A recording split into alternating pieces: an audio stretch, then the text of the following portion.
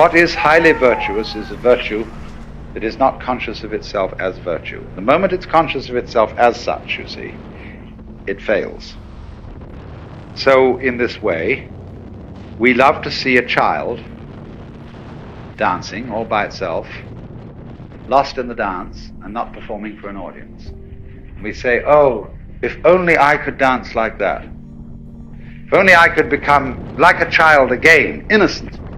But then soon we know, when parents notice how beautifully a child dances, and they all approve of it and say to this child, dance for us, the child begins to lose this power. And it puts on airs, it knows it's noticed. And we don't like that. We say, that's affectation, that's showing off, that's phony. What we want you to do is to dance as if you had no audience, not even yourself. Which of course puts the child in a double bind, because it says to the child, we require you to do something that will be acceptable only if you do it as if it wasn't required. We do that all the time to our children, to each other. You must love me. After all, you promised to do so when we got married, didn't you? So, this is the difficulty. But somehow, the very great artist, in the maturity of his life, somehow is able, at least to give the impression that he does what he does without playing for the gallery, without self-consciousness. It seems perfectly natural. So how does he get there?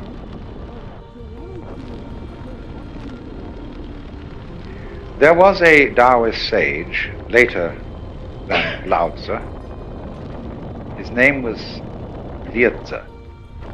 We romanize that as L-I-E-H, Liezi. And he had a reputation for being able to ride on the wind. So light. Zhuangzi says in one place, it's easy enough to stand still. The difficulty is to walk without touching the ground. Because in the state of being in accord with the Tao, there is a certain feeling of weightlessness, parallel to the weightlessness that people feel when they get into outer space or when they go deep into the ocean. This is, of course, connected with the sensation that you're not carrying your body around. I described this morning the sensation that an expert driver has when he really is with it in a car, that the hill lifts him up and drops him down the other side, that he and the road are all one process. And that's equivalent to the sense of weightlessness.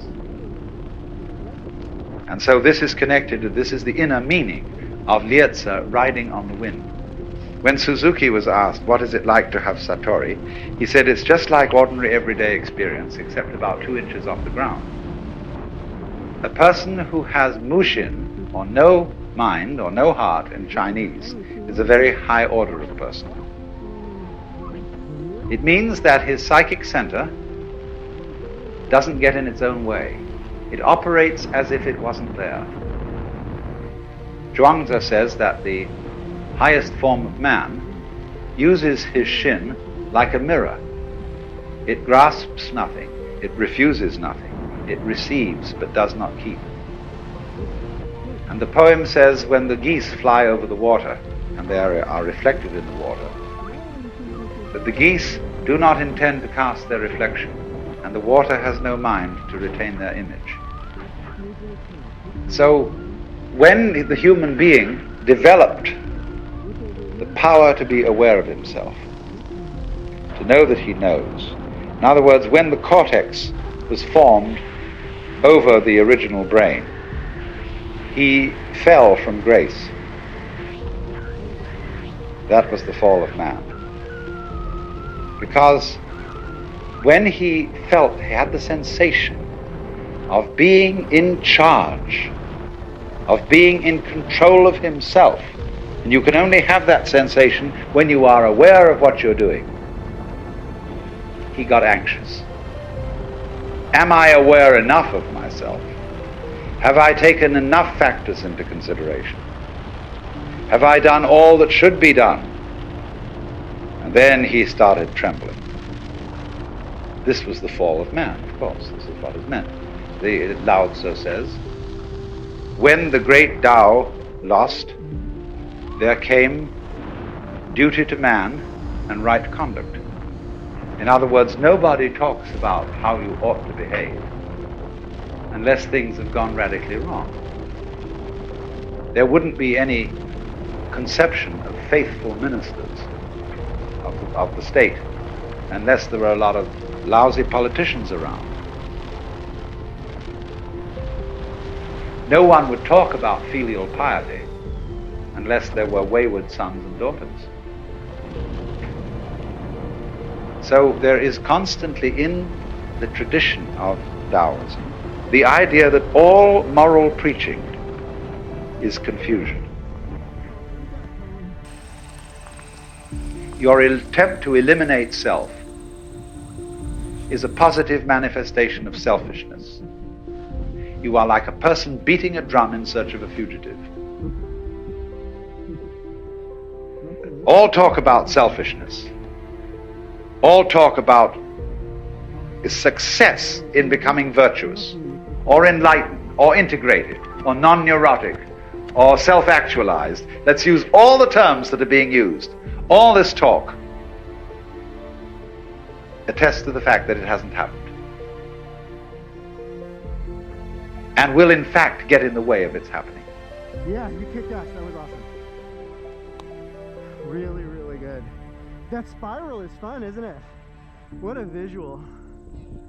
Yeah, you can do that. Like, I did that with my parachute and a glider, a sailplane that I had jumped out of. Okay. So you can mismatch different size aircraft in that spiral, and you just, one might be at a higher angle of attack than the other, but sure, you can do it with a tracker and a wingsuiter. That's so cool. You can do it with a wingsuiter and a canopy. Yeah. That's awesome. Nice, nailed it. Nice. Everybody's looking good. Come on, you got this. Finish it. Yay! There we go. All right, thank you. Nice! Look at this, everybody all together. Right? The canopy course is working. So basically, there's a feed. So it tells you all, sort of most recent events. You can communicate directly with me or any of the other folks and ask questions. So just like Facebook. And then down here, the session recordings here, dating back, 3 years, several times a week. And these are all an hour to an hour and a half at least. Most of them are an hour and a half. With the dates on there. And what we're working on now is also adding specifics of what we covered. And then the live events 3 times a week, like I said, and all those, I just got the link in here. Community conversations, improving your landings. These all have different, videos or articles or things like that. Mind game, lots and lots of virtual reality simulations showing, tweaks to the pattern. Based on winds, different drop zones, things like that, all kinds of good stuff. Ground launching, a bunch of the talking skydives are on here as well. You name it, man. You name it. Even I added a new category this week, the holistically healthy skydiver, talking about nutrition and exercise and, how to feed our brains, all kinds of different things that relate. It relates. Your performance is something that is going to vary based on how you feel. So I feel like approaching skydiving from a holistic perspective is essential. Somebody that has natural ability and understands the situation completely can be held back by their drinking problems. You know what I mean? Or, you know what I mean? Or there's all these different things that we have to be looking at, if we're all in, I am. Everything I do is part of my skydiving training. Everything. I think you'll love it. I think you'll love it. And people use it sort of like a podcast or on a road trip or something. You put in your earbuds or put it on the car, system and just listen to the conversations. And we get folks that are really new And we got Mhm. folks that are instructors, we got base jumpers, wingsuit people, we got paraglider folks, because I like that stuff too. And we'll talk about whatever the community wants. And believe me, I don't have all the answers. And that's the good thing about community, is that we can find the answers together. Right.